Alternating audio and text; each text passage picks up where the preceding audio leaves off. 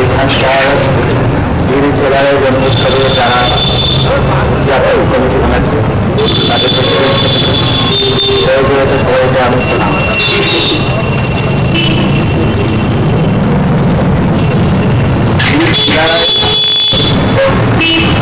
আজ থেকে 500 বছর আগে এখানে জন্ম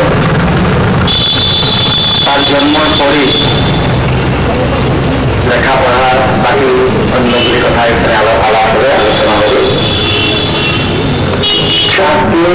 পাঁচশতম জন্মোৎসবে একদম রাজনীতিতম প্রত্যেক বছর পালন করে এবার কিন্তু পালন করে ইচ্ছা ছিল সবার তার জন্ম সাথে আমরা এখানে আসছে আরো জানবে সবাই এখানে তাকে শ্রদ্ধা নিবেদন করবে আর তার মধ্যে যাতে শঙ্করদেবের যেটা আদর্শ সে আদর্শ নিয়ে উদযাপন করবে অন্য আদর্শ না।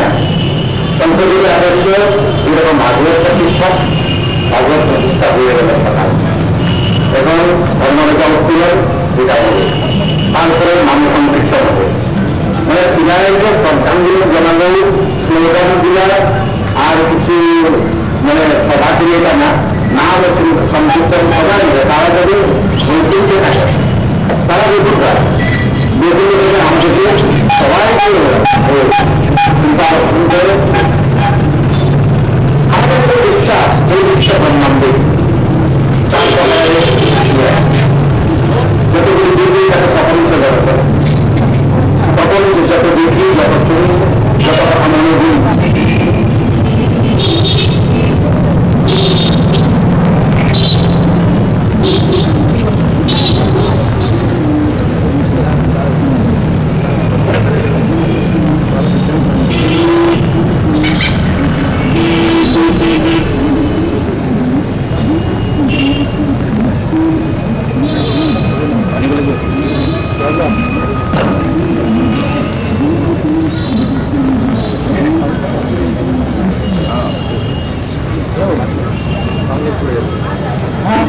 তুমি এক কাজ করো না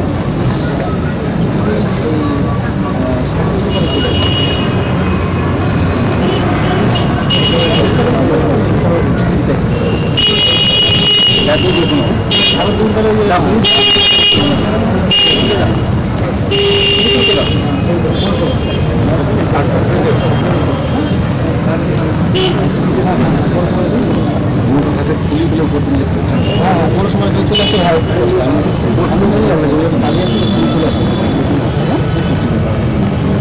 হ্যাঁ হ্যাঁ হ্যাঁ হ্যাঁ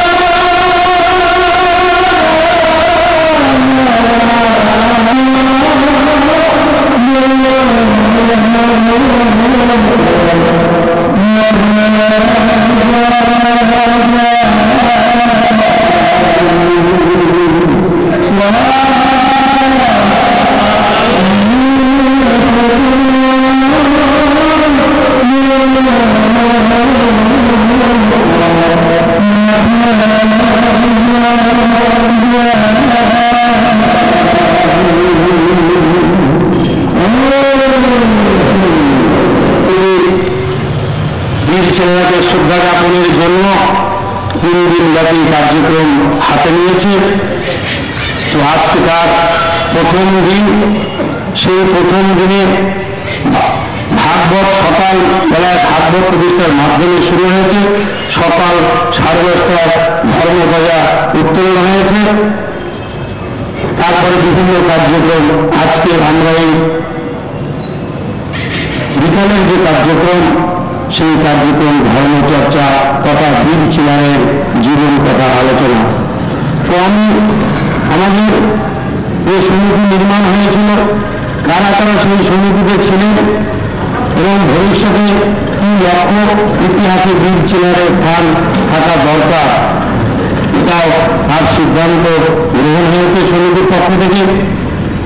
এবং সমিতি যেটা করতে পেরেছে, ডিএম, চেয়ারম্যান, এসডিও বিভিন্ন দপ্তরের কাছে ইতিমধ্যেই তাদের যে দাবিগুলো, সেই দাবিগুলো লিখিত আকারে পেশ করেছেন এবং সরকারিভাবে সেটাও আর অনেকটা এগিয়ে গেছে, যেটা আগামী দিনে বীর চিলারায়ের মূর্তি স্থাপন হয়, বীর চিলারায়ের নামে একটি রাস্তা এবং একটি বাগানের নাম করা হয়।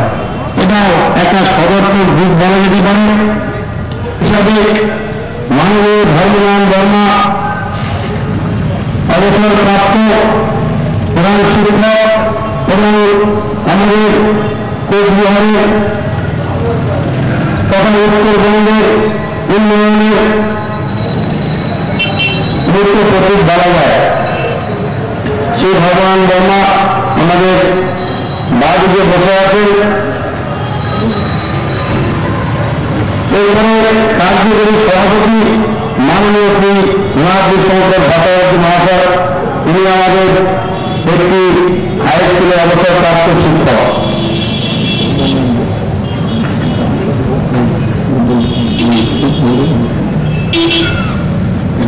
এবং আমি বিশিষ্ট ব্যক্তিবর্গদের নিয়ে সহসভাপতি মন্ডলী খুঁজে পেয়েছি। আছেন আমাদের মজুমদার অ্যাডভোকেট, ডক্টর নিত্যনাথ পাল, শ্রী অশোক কুমার সরকার, হরিপদ পাল, আনন্দগোপাল ঘোষ, সমীর মজুমদার, রূপালী রায়, শ্রীমতী ছায়া ভট্টাচার্য, মাধু মুখার্জি, রামকান্ত রায়চৌধুরী, বাণীকান্ত ভট্টাচার্য। সম্পাদক হিসাবে আমি শ্রী সুনীল দাস, যুগ্ম সম্পাদক শ্রী চৈতন্য দাস, শ্রী কুমার নারায়ণ, প্রচারক পরেশ্বর রায়।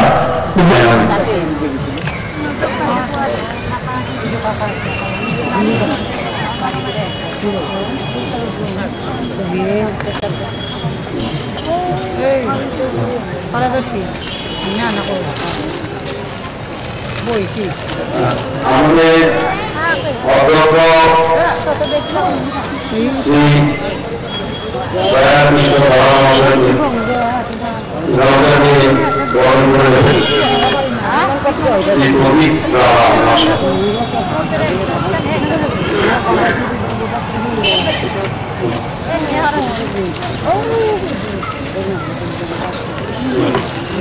দয়াকৃষ্ণ বরা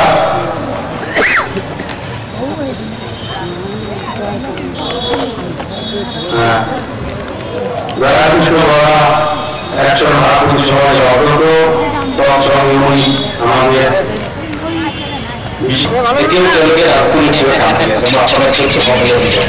এবার উত্তরীয় প্রদান করবেন আমাদের সমিতির সভাপতি মহাশয়কে।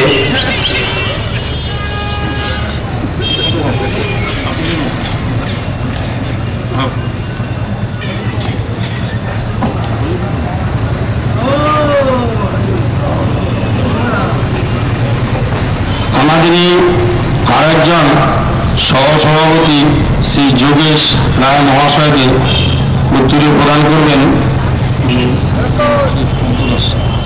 সন্তরাম দাস মহাশয়। যোগেশবাবু আমাদের ক্ষত্রিয় সোসাইটির একজন সদস্য। আসবেন আসবেন।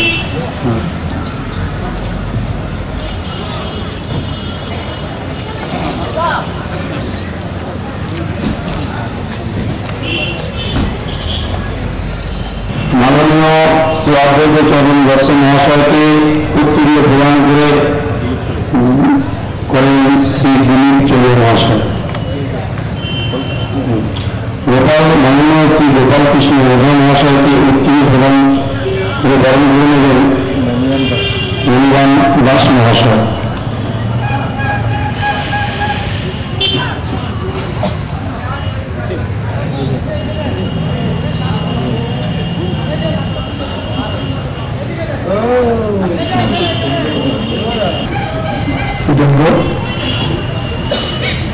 আমাদের মৎস্য মিডিয়া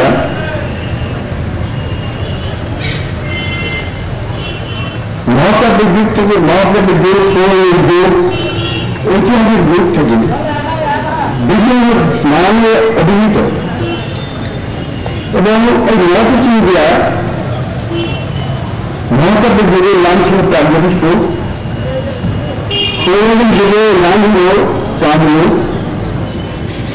মধ্য যুগে এই নাম হল কামাকাপুর, আধুনিক যুগে এই নাম হল কুচবিহার। যদিও কুচবিহার তার সংশ্লিষ্ট জায়গা, কুচবিহার কুচবিহার বলছেন তার নাম হল কুচবিহার, ছোট বিহার। তাহলে কার্যক্রম হচ্ছে যে প্রাগজ্যোতিষ হচ্ছে কালের যে রাজধানী শহর, সেখানে হল এই প্রাগজ্যোতিষের একটা দেশ নয়, এটা হচ্ছে কামরূপের রাজধানী প্রাগজ্যোতিষপুর। যেন যে কারণে এই প্রাগজ্যোতিষপুর বা কামরূপ এই বিশাল সাম্রাজ্য ছিল তখন সেখানে তার মিলে গেছে সমারব্ধ যাদের দিক থেকে দাসেন উত্তর তৈরি পরে কুয়াদ করতে তীর্থ শিষ্ঠা দিক অনুষ্ঠান করিয়ে দক্ষিণে দেবকৃষ্ণ রক্ষা